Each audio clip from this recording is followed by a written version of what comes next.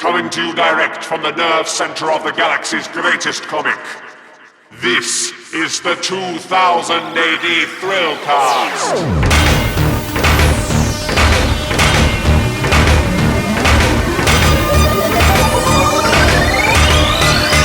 Borag Thung Earthlets, and welcome to the 2000 AD Thrillcast. We have a free Comic Book Day special for you this week. If you didn't know, this Saturday is Free Comic Book Day, when comic book stores across the globe open their doors for masses and masses and masses of comic book fans to flood in and snap up some of the free comic books on offer, all part of a global scheme to get more people reading comic books. And as in previous years, 2000 AD is right at the front of the queue with its silver sponsor issue this year. And it's a special one because it's an all-ages issue. For the very first time, 2000 AD has produced an issue specifically designed for younger readers, with some very interesting takes on some old favourites, which should appeal to readers from 8 to 80. And I'm joined in the 2000 AD Thrillcast sound booth by editor Joko Jargo himself, Keith Richardson. Welcome, Keith. Greetings, Humes. Of course, I've referenced there the editor of the Free Comic Book Day 2000 AD special, which is the nephew of Tharg the Mighty, which is an interesting choice. Do you want to tell us a little bit about Free Comic Book Day 2018 for 2000 AD and Joko Jargo? Well, yeah, you see, the mighty Tharg, in his infinite wisdom, is so busy with just trying to contain the sheer amount of willpower that's going into all these great progs we're producing at the moment. He employed Joko Jargo, his young nephew, who's working on here on Work Experience. So he invited him in to put together a free comic book day comic. And Joko, being a younger chap, decided that he was going to do an all-ages title, and a fantastic looking thing it is indeed. Tell us why we've decided, well, Joko has decided to do an all-ages special, because one of the subjects that often comes up when people are talking about 2000 AD is our readership has grown up with us over the last 40 years, and so trends towards the older gent. Why have we decided to do a comic book that will appeal to kids? Well, to be honest, I don't know why we didn't decide to do it a bit sooner. I mean, 2000 AD, we must always remember 2000 AD started out as a kid's comic book. And yeah, it's grown with the readership, which is always great. But I think, it's a shame that there's nothing like that really on the market for kids these days. It's all licensed material, some of which is great, some of which isn't that good. But I just see a gaping hole in the marketplace there. And yeah, you can be cynical and say, oh, it's a corporate move. But I grew up reading these comics that were all aimed at me. 2000 AD in battle. Yeah, they were a bit rough and tumble, but they were still kids' titles. And I absolutely love the art form to this day. And the reason why I love comics to this day is because the kids' comics were so great. And I think kids these days, they're really missing out. Okay, there's so much more on offer for them, but there's nothing like having that kind of tactile experience of thrill power just exploding in your face, you are. One thing that generations tend to do is they tend to, when they're kids, they tend to snap up violent material, material that's very kind of in your face. And then when they grow older, they become really precious about what their kids are reading. And I've seen some people debate this, that, Judge Dredd's a bit too on the nose, a bit too violent for kids these days. But of course, I've got nephews. The stuff they read is just as violent as the 2000 AD I was reading when I was their age. Exactly. So, can there be a tendency to want to pull one's punches when doing something like this? I guess so, but I think the proof is in the pudding. I mean, the 2000 AD, as I say, when it was originally a kids' comic, it was still like a bit of a white knuckle ride. But you can't mollycoddle kids. I mean, if anything, yeah, there's some quite hairy moments in there, but more than anything else, this thing's really inspirational. 2000 AD just expanded my little mind box to all these kind of things I would never kind of dreamt up. And it was just really inspirational. And I think we could do that for the next generation. We've got 4 stories in this Free Comic Book Day issue. Yes. We've got Cadet Dredd, Strontium Dog, Tharg's Future Shocks, and DR and Quinch, but a couple of other little special There's a couple of little things. sneaky extras in there, yes. What was your thinking behind the choice of strips? Judge Dredd being the kind of main character, it was a bit of a challenge as well, because a few people have said in the past, when they've been discussing online the possibility of a younger version of 2000 AD, many people have said, well, you couldn't do Judge Dredd for kids. Again, it started out as a kids title, and for me it was a bit of a challenge anyway. I think there's a perfectly easily you could do Judge Dredd as a kids title, and I just want the proof is in the pudding. The Strontium Dog is just a classic fantastic character. He's got the gadgets, he's got good good morals. He has got good morals. His morals are fantastic. But his morals are also super, and I just think he's a fantastic character that you can, very much in the same vein as Batman. You could do so many different iterations with Johnny Alpha, and they would all kind of hit the mark.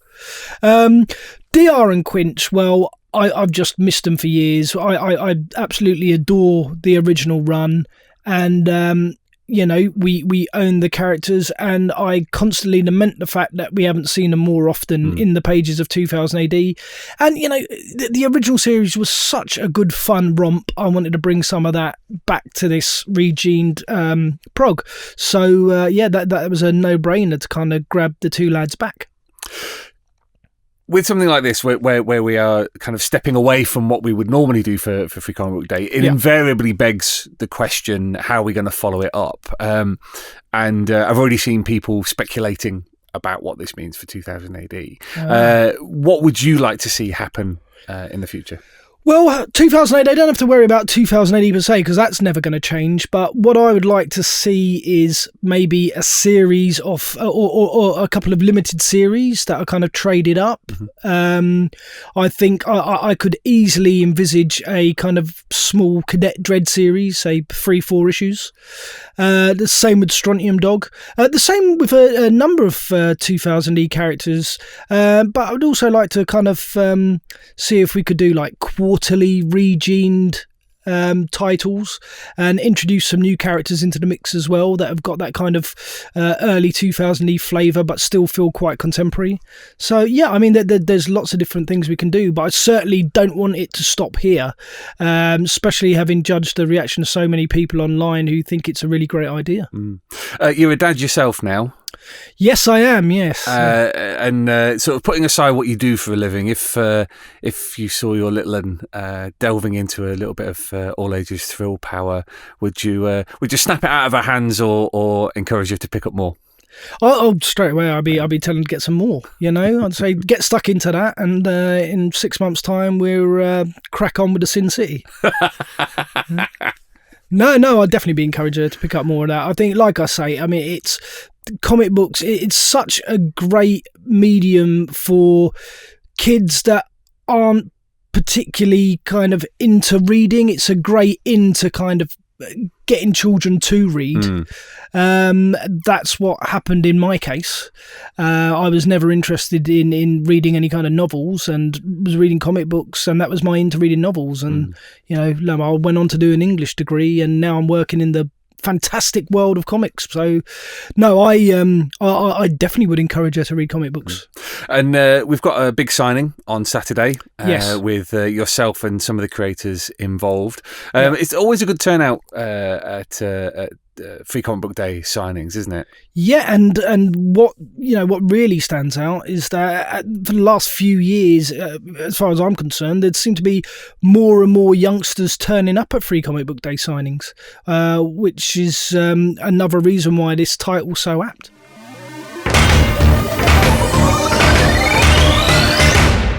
Thanks to Keith for cluing us in on the origins of the Free Comic Book Day All Ages 2000 AD Regened.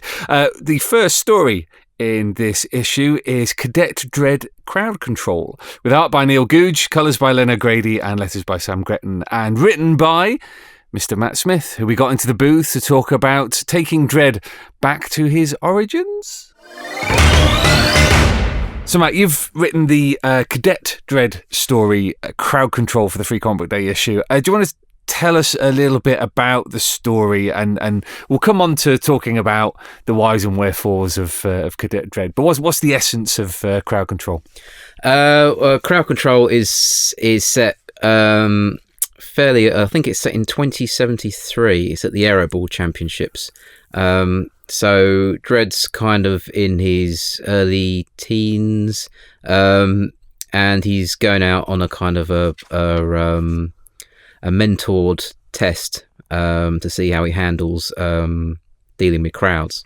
So he's been teamed up with a senior judge who's joined him in looking out over the crowd at the Aeroball game and making sure there's no trouble. I was considering having Morphe as his mentor, as that's been the established senior Dredd, but I realised that Garth Ennis wrote the story back in the 90s where it showed Dredd arresting his first perp, and he first meets Morphe, and so Dredd was sort of in his late teens by that point. Right, it was about 18. So I scaled it back and had it at another judge. Yeah. That's the kind of setup. Right. Okay. Let's talk a little bit about de-aging Dredd. Now you've clearly set it in established continuity. It's not as if we're kind of doing a kind of Muppet Babies kind of thing with this. Why decide to do it that way? Well, I mean, the choice really came from the idea to do the all ages issue. Really, it was if we were going to do something that was going to be aimed at kids, then it was felt that we would do a younger Dredd. And I've kind of got a little bit of form on writing younger Dredd because I did the year one Dredd for IDW several years ago, although a slightly older Dredd when he was when he's just it's a sort of green judge, but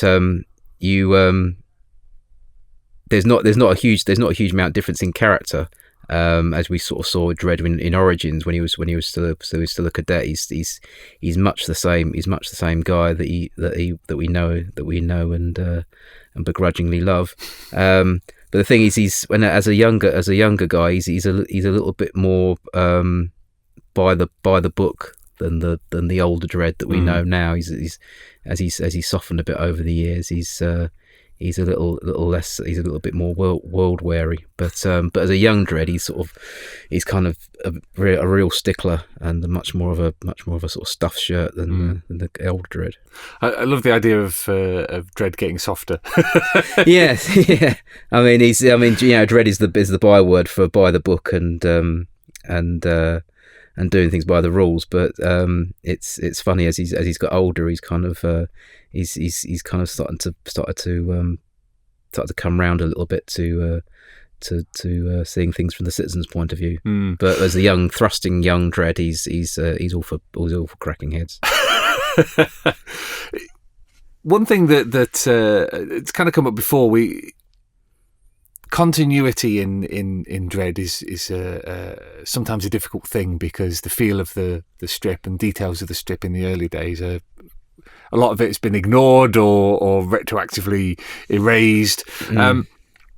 Dredd himself was a very different character back in those days. Did you feel the need to kind of bridge that gap between, say, Case Files #1 and what's being published now? Not really. I mean, what I was more concerned about was getting across the whole world of Dredd and Mega City 1 in 6 pages for a readership that might not necessarily have picked up a Dredd comic before. Right. So I wasn't too concerned about continuity or trying to echo older Dredds. It was more a sense of trying to pack everything in that would get across the world in 6 pages without it feeling like a very heavy info dump. But the setting of the Aero Ball Championships is something that I think sort of like echoes the older Dreads. There's that slight crossover between Harlem Heroes and Judge Dredd that you had in those early progs that I've kind of slightly gone for. Something we've talked with Keith about is the fact that people lap up, when they're kids, we lap up violent stuff, we lap up gruesome stuff. But when we become older, perhaps we get a little bit prudish about the media that we allow our own children to see. Yeah. Was there any consideration of just pulling your punches a little bit on Cadet Dredd? Yes, there was. I mean, Keith pretty much said to me, about keeping it fairly violent free, and I was from the outset I was not going to have Dredd shooting anyone. Which is funny considering the Prog 2 Dredd's first appearance. There's absolutely no qualms from editorial of showing Dredd gunning down people. But in this one it was there's somebody points a gun at somebody else in the story, but nobody gets shot, and Dredd solves it with his I was saying through non-violent means. He does still beat people up, but or threatens to beat them up. But nobody. There's no shooting involved anyway. I mean, why do you think that is? Well, as you say, in the first prog. Not in the first prog, but Dredd's first prog, he quite happily shoots away at everybody. Why is your sensibility now different to that? I think it is. I think it is just a general move away over. I mean, we are talking like 41 years ago of a sensibility where you didn't mind so much of what children were consuming.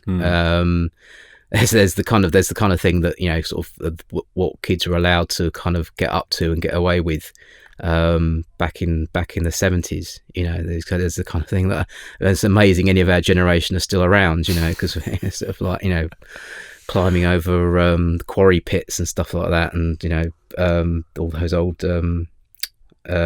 public information films about not falling into bogs and things like that. There's a kind of feeling that kids were kind of left to their own devices, and they got up to what they got up to, and they were kind of left alone.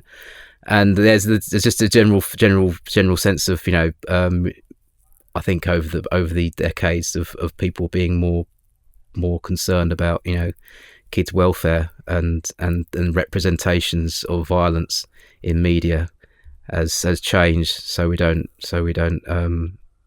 make it normalised for kids. That seeing somebody getting shot shouldn't be necessarily a part of entertainment. So that's, I think that's a general move, I think, over the decades. I mean, that then creates the fundamental problem when you're dealing with an authoritarian cop from the future. Yeah. Is there a risk of sanitizing something like Judge Dredd for a younger audience? Yeah, I mean, they tried it with Lawman of the Future, the Dredd comic that was brought out to tie in with the Stallone film back in '95, and that had the stipulation that Dredd wasn't to shoot anyone. If he shot anything, it was just going to be robots. And there's somebody said it's Dredd with his balls cut off. Basically, sort of it loses that grit. So it's a difficult one for a character that is primarily based around the fact that he's a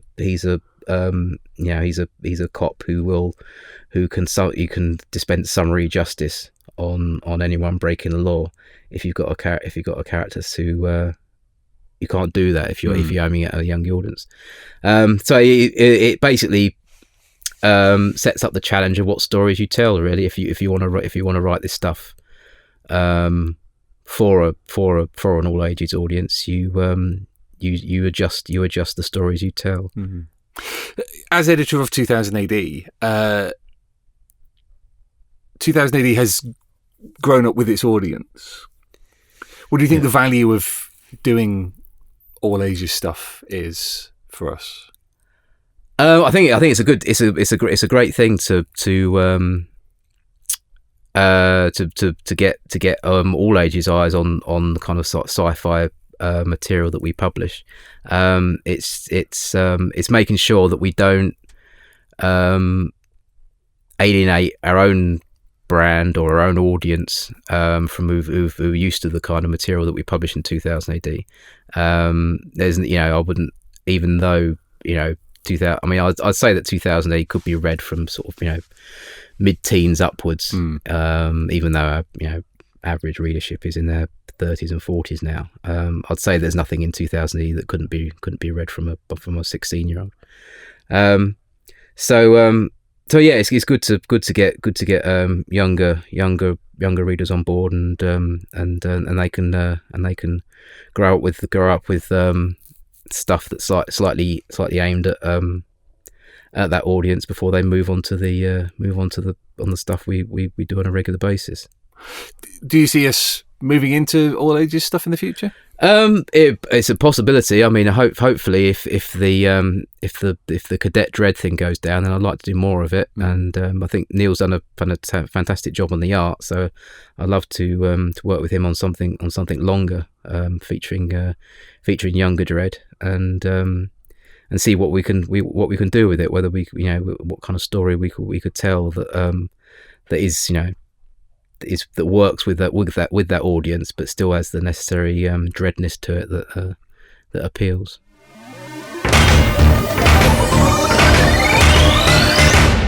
Looking forward to Cadet Dredd from Matt and Neil. Another 2000 AD classic that's been revived for the Free Comic Book Day issue is Strontium Dog, Johnny Alpha himself. I talked to writer Alec Worley and artist Ben Willsher about Trial Run, their Strontium Dog story for the Free Comic Book Day issue, or should that be Strontium Puppy? So, Alec, tell us a little bit about the premise of Strontium Dog Trial Run, and also the process of making Johnny Alpha suitable for all ages. Well, the story is about Johnny on his first trial run, where it's almost like a driving test, where he's going to he's got to take some down a fella called Carrion Jones and hopefully earn his SD badge. And really, it was just a case of going back to because I'd reread the original Strontium Dog strips just in research that I've done on Durham Red, and it was really just a case of going back to that, looking at what made those strips work.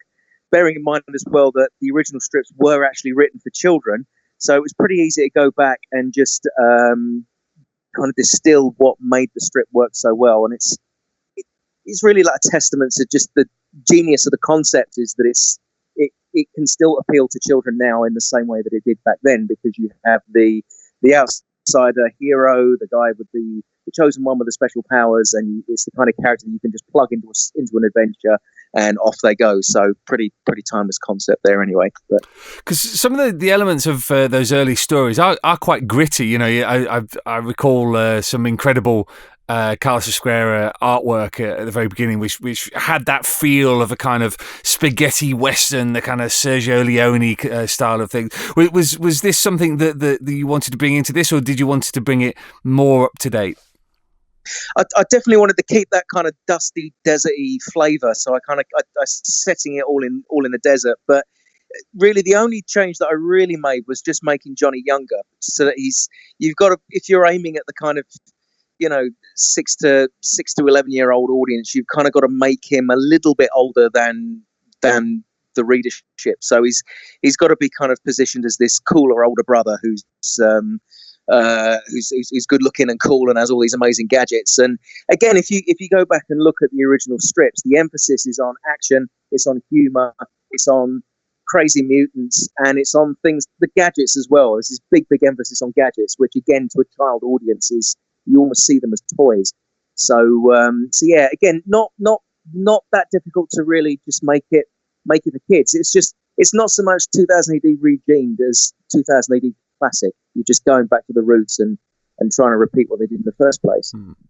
Ben, tell us a little bit about your interpretation of Young Alpha.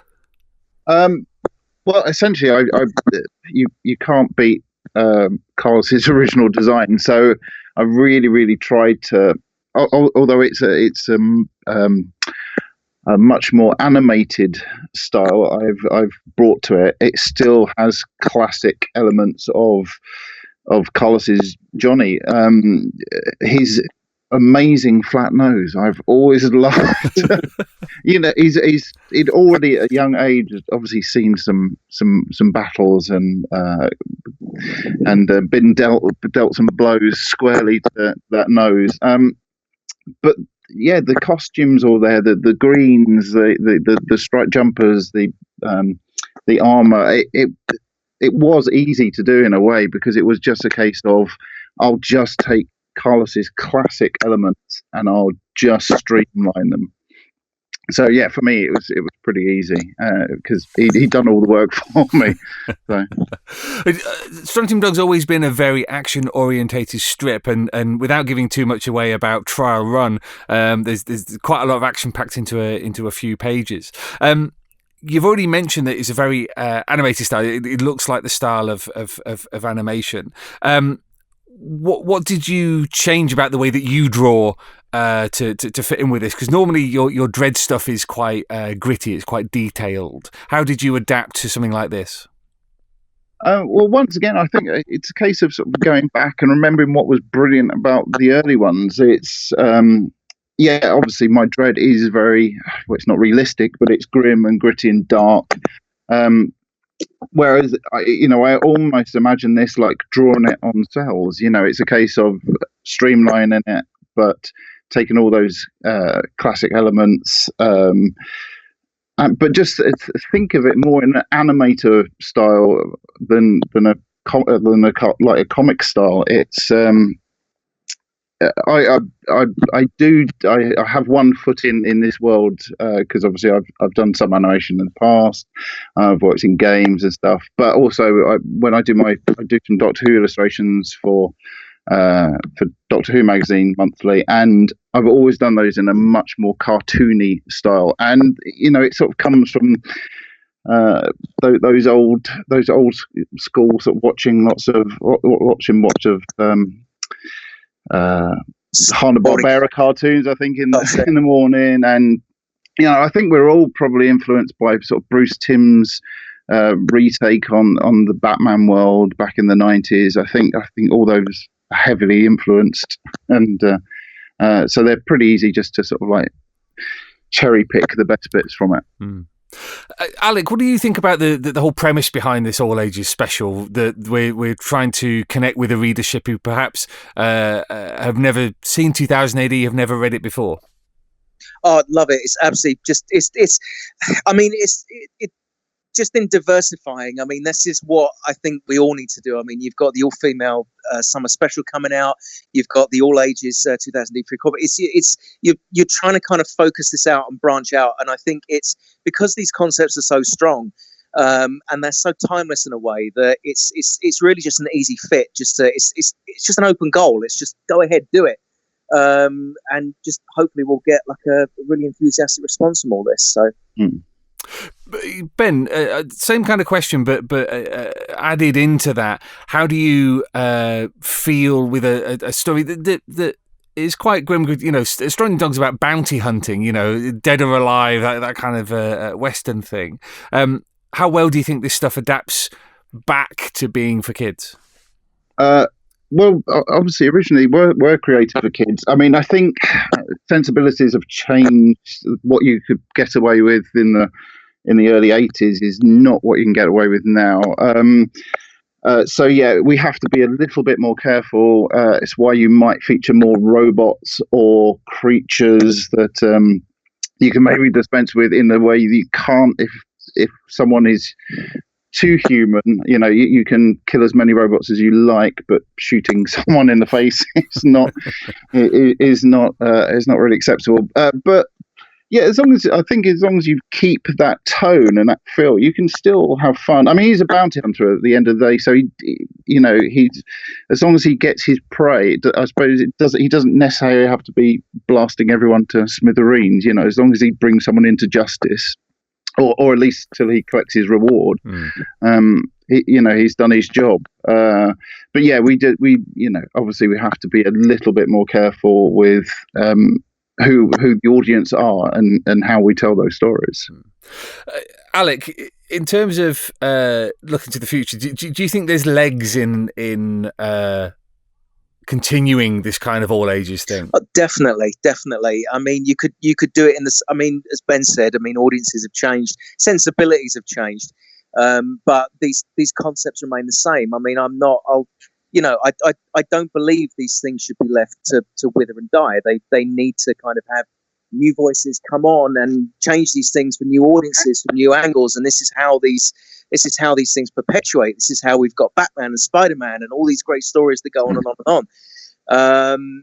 So yeah, to answer that totally. I mean, I was looking at a big influence for me in this was the Star Wars TV show Star Wars Rebels, which I think is I mean, we're talking about bounty hunting and kind of keeping that not grim and gritty, but just kind of realistic edge and that dramatic edge that you need for these kinds of stories, and the way that adapted this kind of thing for a younger audience.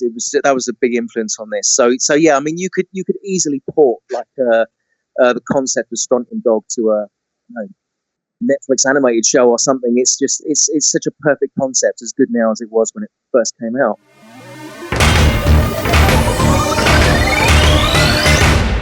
Another staple of 2000 AD that we've brought into this year's Free Comic Book Day is Future Shocks and Human Craft by writer Ned Hartley and artist Tanya Roberts, with letters by Maz Smith. Is an interesting little tale that riffs off a bit of a cultural phenomenon. So I got them on Skype to chat about shocking futures for all ages comics. So Ned, tell us a little bit about, without too much spoilers, tell us a little bit about Human Craft. Sure. Well, I was asked to kind of have a look at what a future shock could be for 2000 AD Regened. So I had to have a think about what would work for a kind of all ages audience, and I spend a lot of my time at work trying to think of what I can write to work across the largest age group. And something that's huge at the moment is Minecraft. So I thought, how can I rip that off, basically? What can I do that just that people will understand, that people will think is will make sense to people that enjoy it. So I think there's a great history of Future Shocks of kind of taking a concept and turning it on its head. And I did a lot of research of kind of like old Future Shocks, about what works and what doesn't, and that's kind of something which I really kind of thought would be fun to do. So that's where I thought that's kind of where I started off, is what can turn Minecraft on its head. And so one of the most iconic things in Minecraft are the kind of the creeper characters, the kind of the monsters. So I kind of thought, well, what if they were the heroes? And that kind of came from there, really. And I mean, do you have much experience with Minecraft? Yeah, I mean, where I work, we do the Minecraft magazine, so I don't work on that directly, but I've kind of been part of that as well. And I've worked a lot in kids publishing, so I think before I'd even played Minecraft, I'd written about 3 or 4 features on it. So I kind of knew quite a fair amount about it. I'd like to go on record and say I'm really, really bad at it.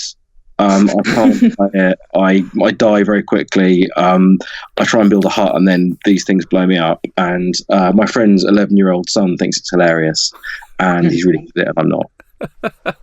So, Tanya, tell us a little bit about how you came to be involved. Yeah, it was really weird because, I think I've written already in your article about it, but this kind of happens to me a couple of times. Editors would just find me on the internet, and I'm not that prevalent on social media. I don't really bother my ass. It's such a pain. But I was on Facebook, and my husband had set up a new page for our comic that's coming up. And the editor from 2000 AD just contacted me through that, which was really, really weird. I'm going to have to talk to him about it because it was just really strange. But yeah, that's how I came to be involved. I jumped on that. So yeah, that was pretty cool. What's your experience with 2000 AD? Me? Yeah. Reading it as a child. That's I found that my husband has all of the copies of every magazine that's ever existed, so that's pretty cool. Ned, what about you? Yeah, I'm a huge fan of 2000 AD since from a very young age. And I remember when 2000 AD used to do these big reprints of old Judge Dredd stories, and just buying like these big 100-page black and white reprints and absolutely devouring them. And just thinking this was like absolutely nothing else I'd ever read in my life. And so, really, really excited to be part of that.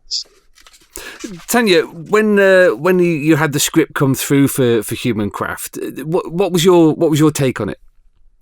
Well, first of all, I thought, it's Minecraft. I have not a clue, not a clue about Minecraft, apart from my friends, again, 11-year-old. It seems to be that kind of generation of boys that like it. I've drawn a creeper on his wall a couple of years ago. That's it.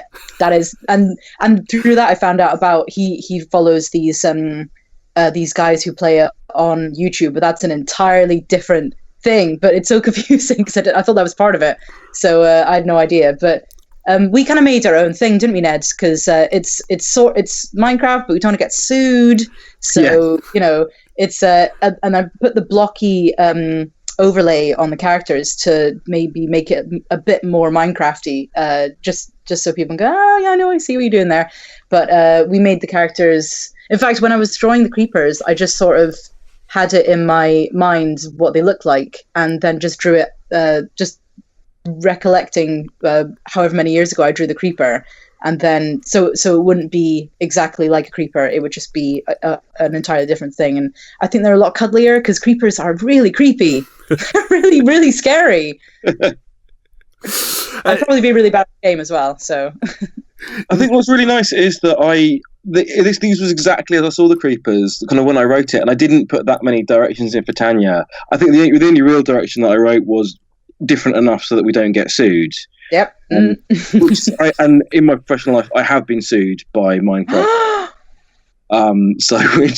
Which is it's not fun. Don't do it. I work for a kids magazine called Mega, which is still going at the moment. It's in my past job, and we wrote some features about Minecraft, and I got in touch with Mojang and said, "Can I have some assets, please?" And then we used them a lot, maybe too much, and they kind of sent us a letter saying, "Don't do that anymore." So that was very, very. I mean, I'm not going. I don't think I can go into that anymore.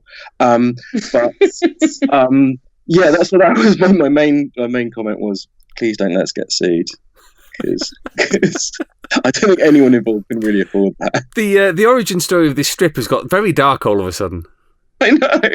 I think that's what younger readers want to hear about, the legal battles involved in licensing.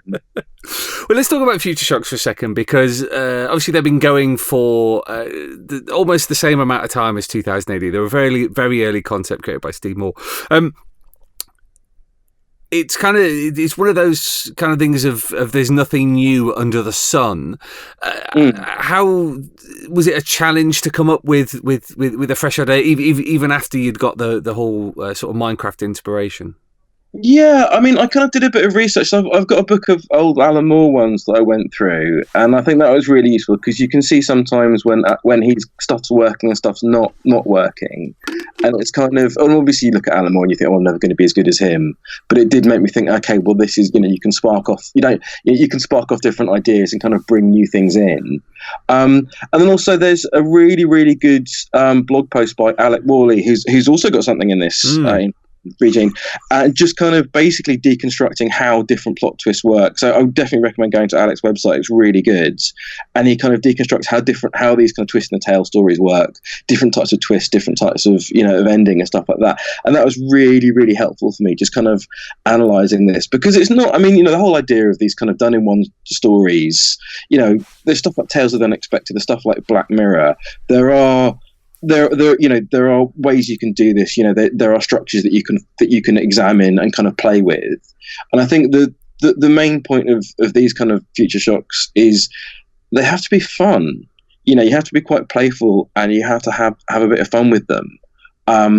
So that's, I think, from a writing point of view, is one of the most important things. That if you're having fun with it as a writer, hopefully, when someone's reading it, they'll have fun with it too. Tanya, tell us a little bit about your background and how you came to develop this particular style that you have. So I was an animation student a long time ago. But actually, so long ago that they didn't even teach us digital animation yet. Really? So I'm old. But when I came out, that was the crest of when digital animation just started.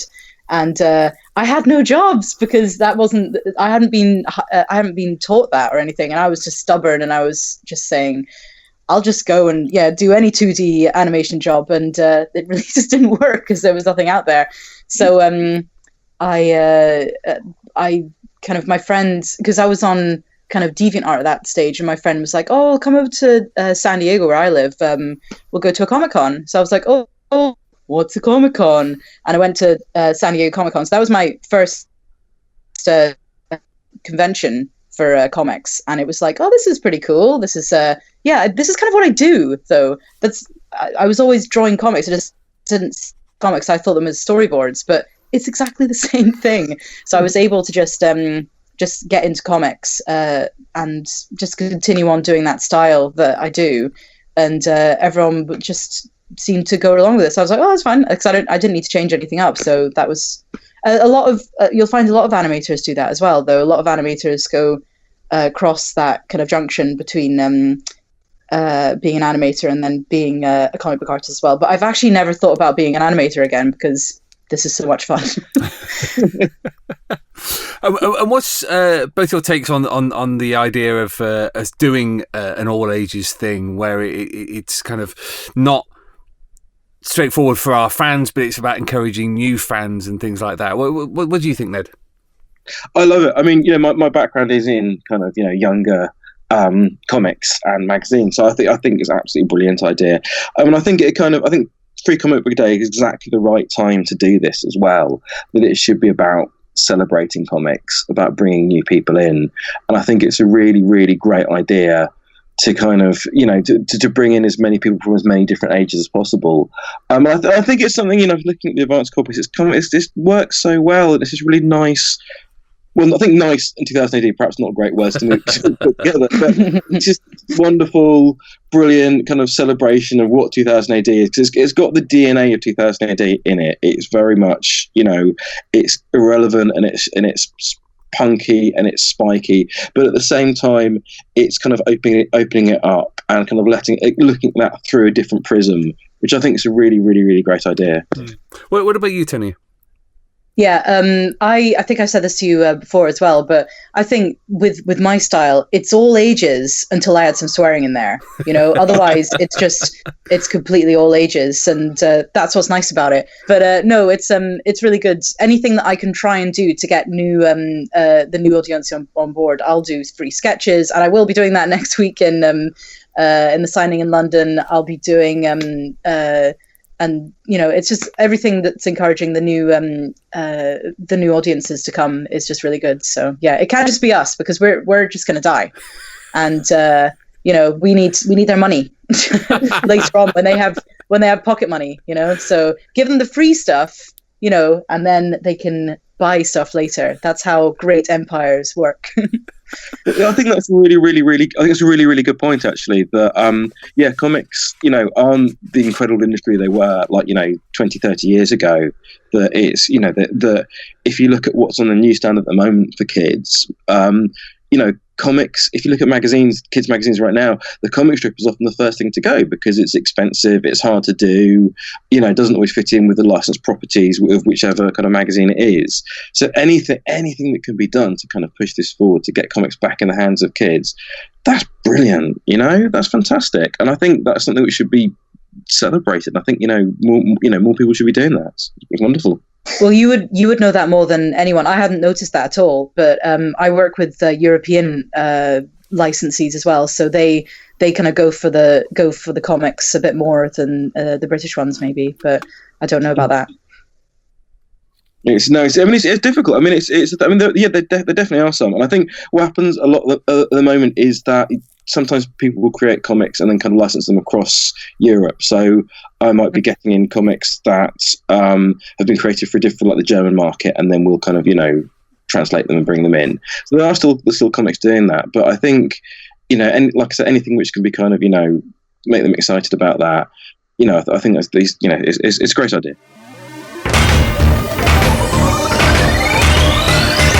Two characters that have long been absent from the pages of the galaxy's greatest are the teenage alien delinquents DR and Quinch, created by Alan Moore and Alan Davis back in the 80s. But they are returning for our Free Comic Book Day issue, and I'm joined in the studio by Owen Michael Johnson, who's normally to be found sat next to me, tearing his hair out at a computer monitor, but is also, as it turns out, a comic book writer. And he's penned the DR and Quinch story for our Free Comic Book Day issue alongside Colin Bell, with artwork by Indio. Hiya. How you doing? I'm very well, thank you. Borak Thung. Borak Thung. I'm totally thrilled to be here, man. I was going to totally do the entire interview in the style of DR, but that's how I normally talk, man. I would. Well, I mean, it's not far off, if we're being perfectly honest. So tell us a little bit about resurrecting DR and Quinch, and sort of, because they were very much characters of the time. They really kind of plugged into that kind of young teenage thing that 2000 AD had going on at the time. How did you bring them back, and have you updated them for the 21st century? Sure. They started lewd, rude, crude, and we kind of wanted to keep that same thing going forward. We kind of Keith Richardson kind of came to us and was like, well, we want to do this all ages Free Comic Book Day issue, which I thought was a fantastic idea because it's a great time to get everyone into the store, including kids, and mentioned that he wanted to do DR and Quinch, and fortunate enough to let us pitch for it. And the idea with the pitch for it was essentially, look, this is one day of the year where everyone's in store for the same reason. Let's go meta. Let's do something that kind of acknowledges that, and hence the title, DR and Quinch Hijack Free Comic Book Day. Knowing that it was going to be all ages, we decided to pull back a little on the nukes. So it was the same kind of teenage delinquent established by Moore and Davis, but it was more in that line of, if kids are reading, say, the Beano and everything like that, they can go onto this without reading about DR and Quinch nuking, which lots of people will hate us for not including some nukes, which seemed like a very staple part of DR and Quinch. And also everything for me was locked in so tightly with that original Time Twister that, we just stripped it for parts and ripped it off horrendously. Basically. That's a bold admission. It was all in there, but then we kind of went, well, you had the Free Comic Book Day, the meta element, we can do some Easter eggs in here for... That was the mission statement, was can we do something within 6 pages that really nails it and is fresh and exciting for younger readers, that they don't need to have read DR and Quinch before, but they can then go, oh, this was amazing, I love these guys. Well, there you go, that's the original stuff. And also something that's going to really sit nicely alongside the original stuff, right down to Colin, who lettered it as well as co-writing with me, going, well, let's do the Tom Frame lettering, let's use the original credit box, let's do all of that kind of stuff. So that was kind of the idea, rip off while updating, which is kind of what you want to do. Because I mean, that original Time They Twister, were so good. Yeah, it's intense stuff and very meta. Especially for the time. I mean, that was Alan's thing that he was doing with Time Twisters and his Future Shocks. How do you kind of not tread on toes with something like this? Because, like I say, it's only ever Alan and Jamie Delano who've written DR and Quinch, and they've never been resurrected since. So how do you not step on toes and trample on graves, as it were? I actually hadn't read the Agony Ant pages. Right. Colin brought those to the table and was like, "You've got to read these; these are absolutely amazing," and did, and absolutely loved them. They're some of my favourite DR and Quinch stories. Actually, those are original, just because they're completely unhinged and kind of going, "Well, let's just try this." I think the way that you don't step on toes is that we weren't doing. I know that it's the DR and Quinch stuff originally by Moore and Davis. A lot of it is done in chunks. Apart from the Time Twister, they're done in sort of these loose kind of story arcs. Yeah. And they're very specific things. We were kind of going, we're not going to mess with any of that beyond like a couple of Easter eggs of characters like Chrysopraxia is, in the background. And we've done other little Easter eggs, like in the first page, you see Shaco inside a glass case in the mega chronologium in the Museum of Natural History that they have at the beginning. But we were kind of going, well, let's not mess with any of that continuity. And we kind of did a cheat that was essentially, you think they meet in college, this is them on a school trip, essentially. Right. Okay. And that was kind of a way of going, well, we can slightly age them down a little bit. And Indio did a little bit of work. Like, I think he put DR in like a tracksuit and just little things like that were just kind of updating things, but there was no need to reinvent the wheel because, like you say, they're just such good characters. But we plugged into going, this is a one-off adventure that they maybe had that predates anything else they've kind of done, because it was just fun to do that. Essentially. Tell us a little bit about Indio, because he's not somebody whose work I've come across before. Yeah, he's kind of the ace up the sleeve, really. He was a guy that I did I'd been seen him coming up through the UK comic scene, which is still as bright as it ever was. And he'd classically done a load of gig posters and things like that. If you haven't seen his artwork, listeners, kind of check him out in the Free Comic Book Day. But all of his other stuff as well is absolutely not safe for work. Totally batshit. Not all ages. Totally batshit, not all ages. But he's got this incredible punk energy to all of his stuff. He's a tattooist as well. He does a lot of that kind of thing. I hooked up with him originally in like 2012, 2013, and did a comic book called Regened Roads. But to give its full title, Regened Roads in the Infinity Loop Death Trap of Ulysses Pomp. So, take that how you will. And it was kind of this pop love letter to, Bowie and, Grant Morrison stuff, Alan Moore stuff. Just, it was a love of pop comics with underground 70s head comics, just big science fiction, silly stuff. But again, very not safe for work. Did that and he blew me away. He's absolutely amazing. But people haven't either seen that because we did a very small press run of it, or they haven't checked him out since. So he's someone that I think should be on the radar of anyone, because I think he's one of the greatest British comics guys that we have that's come up recently. He's absolutely amazing.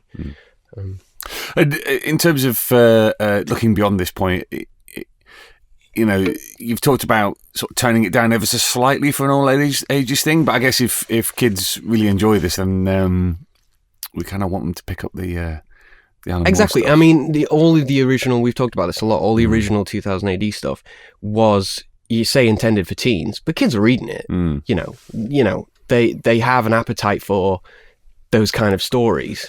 I think what's unfortunate to me in recent years is that all ages has become a catch-all for quote-unquote kids comics, which I don't think is necessarily fair or true.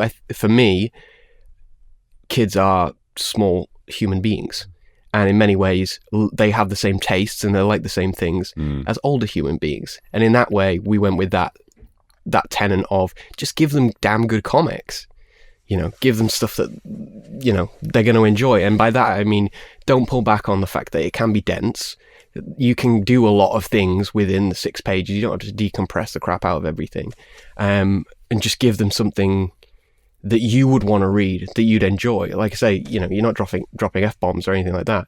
You may be not having DR and Quinch blow loads of things up, but they're still causing a lot of trouble in the timeline, that kind of thing. So that's kind of the tenet I kind of went for. Well, thanks to Owen, Tanya, Ned, Matt, Alec, Ben, and of course Keith, and to you, Earthlets, for all this free comic book day fun. It's going to be even more Zarjazz on the day itself, which is this Saturday, 5th of May. There's going to be a huge signing at Orbital Comics in London with so many of the creators involved. It's going to be truly gafflebet. I will see you there. In the meantime, do spread the word about Free Comic Book Day and 2000 AD Regened. It's an ideal way to get not just kids into comics, but also people who you think might just enjoy a little bit of thrill power in their lives. Until next time, Earthlets, Splundig Verthrig.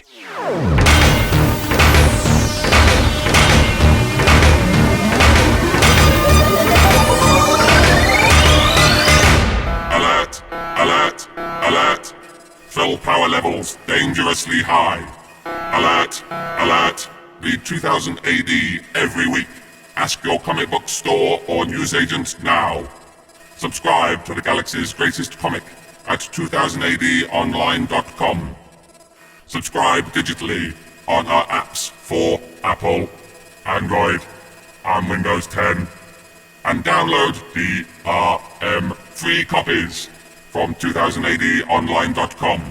Alert! Alert! Stand by for urgent updates. Search for 2000 AD on Twitter and Facebook. Watch the latest videos at youtube.com/2000 AD online. And follow on Instagram at Insta2000 AD. Program complete. Shutting down.